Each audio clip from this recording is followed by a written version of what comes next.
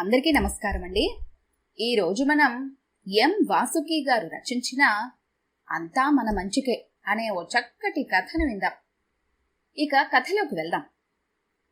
Sir అన్న అపరిచితుని పిలుపుతో స్కూటర్ను కొద్దిగా స్లో చేస్తూ వెనుతిరిగాడు సుందర్. సార్, నా పేరు రాజు. అర్జెంటుగా అబిడ్స్ వెళ్ళాలి. కొద్దిగా లిఫ్ట్ ఇవ్వండి ప్లీజ్. అతని ముఖంలోని ఆందోళనను చూసి సరే ఎక్కండి అన్నాడు సుందర్. కొద్ది దూరం వెళ్ళాక ఎదురుగా వస్తున్న కుక్కను తప్పించబోయాడు. అంతలో వెనుక ధన్మన్న శబ్దం విని వెనక్కి తిరిగాడు. కుక్కను చూసిన కంగారులో స్కూటర్ నుంచి దిగబోయి ఎగిరి కింద పడ్డాడు రాజు. వెంటనే అతని ముక్కు నోరుల నుంచి రక్తం ధారాపాతంగా కారసాగింది. ఆ దృశ్యం చూసి సుందర్ స్థానువైపోయాడు. వెంటనే తేరుకొని రాజు దగ్గరికెళ్ళి రాజుగారు అని పిలిచాడు. కాని అప్పటికే రాజు స్పృహలో లేనట్టు ఉన్నాడు. అప్పుడే చుట్టుపక్కల జనం పోగయ్యారు. ఆ ప్రమాదం జరిగేందుకు తనే కారణం అన్నట్టున్న జనం చూపులు సుందర్ని ఇబ్బంది పెట్టాయి. ఎదురుగానే ఉన్న పోలీస్ స్టేషన్ నుంచి ఇన్స్పెక్టర్ వచ్చి, ఏం జరిగింది? యాక్సిడెంటా? రక్తం చాలా పోతున్నట్టుంది.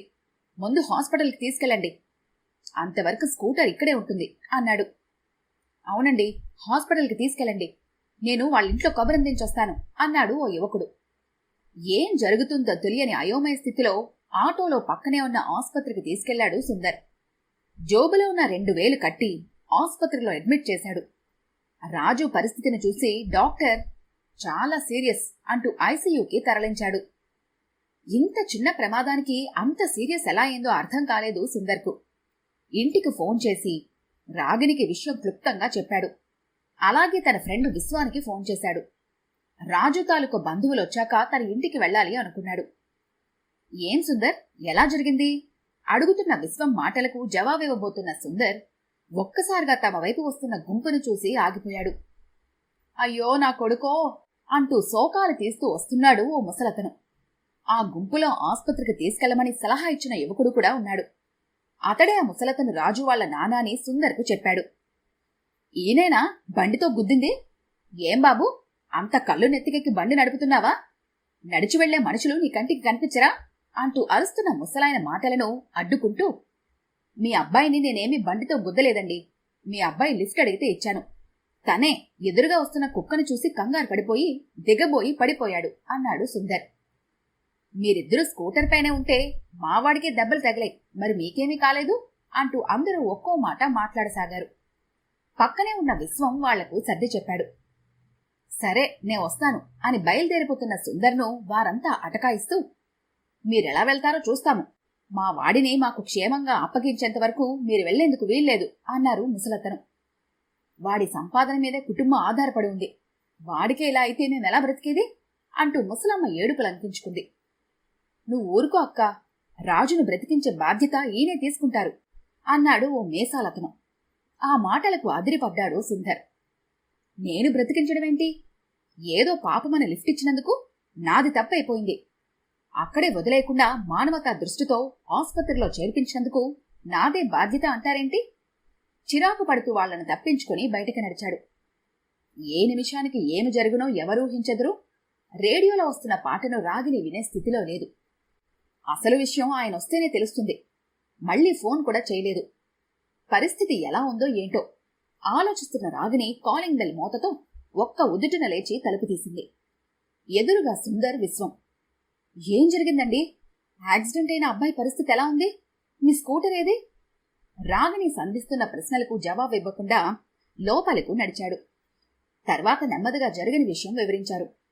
స్కూటర్ స్టేషన్లో ఉంది, వెళ్లి తీసుకొస్తాము అంటూ భోజనమైనా చేయకుండా స్టేషన్కు వెళ్లారు. పోలీస్ స్టేషన్లో ఇన్స్పెక్టర్కు జరిగిన సంగతులన్నీ వివరించి తన తప్పేమీ లేదని చెప్పాడు సుందర్. మీరు చెప్పింది నిజమే సార్, కాని వాళ్ళు కంప్లైంట్ ఇచ్చారు. మీకేమీ దెబ్బలు తగలకుండా వాళ్ళ అబ్బాయికి చాలా సీరియస్ అయ్యేసరికి చాలా కోపంగా ఉన్నారు అన్నాడు ఇన్స్పెక్టర్. ఇదేం గోలండి బాబు, వాడు కింద పడిన వెంటనే రక్తం కారసాగింది. అంత చిన్న దెబ్బలకి సీరియస్ అయిందంటే ముందే వాడికేదో జబ్బు ఉండుండొచ్చు. లేకపోతే వెంటనే రక్తం కక్కుకుని స్పృహ కోల్పోతాడా? ఏమో, భయంతో అలా జరిగిందేమో అన్నాడు ఇన్స్పెక్టర్. అంతలో బయట కలకలం వినిపించింది. అందరూ బయటకొచ్చారు. రాజు కుటుంబ సభ్యులు మరికొంతమంది గుమిగూడారు. వారి మాటలను బట్టి రాజు ఆఫీస్లో అటెండరు. వాళ్ళు తమ కాలనీలోనే ఉంటారని తెలిసింది సుందరానికి.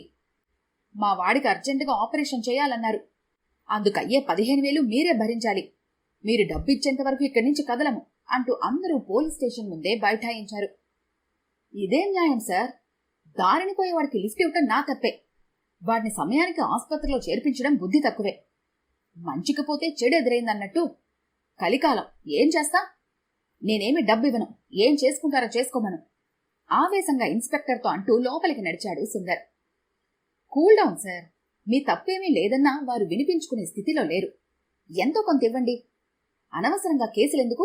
వారు 15,000 అడిగారు. అంత కాకున్నా అందులో సగమన్నా ఇవ్వండి. పాపం పేదవాళ్ళలాగా ఉన్నారు అన్నాడు ఇన్స్పెక్టర్. నేనెందుకివ్వాలి? అసలే నెలాఖరు, మాకెక్కడి నుంచి వస్తాయండి?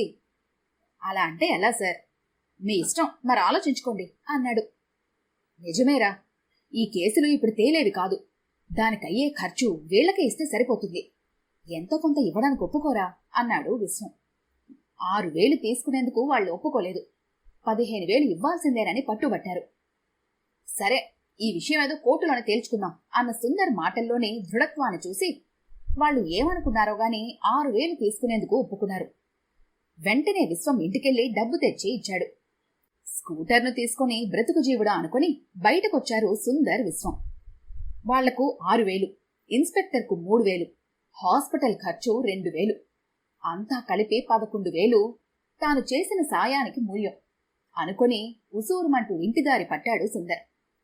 ఇంటికొచ్చిన సుందర్ని చూసి, ఇంత ఆలస్యం అయిందేంటండి? ఎంత టెన్షన్ పడ్డానో తెలుసా? అడిగింది రాగిణి.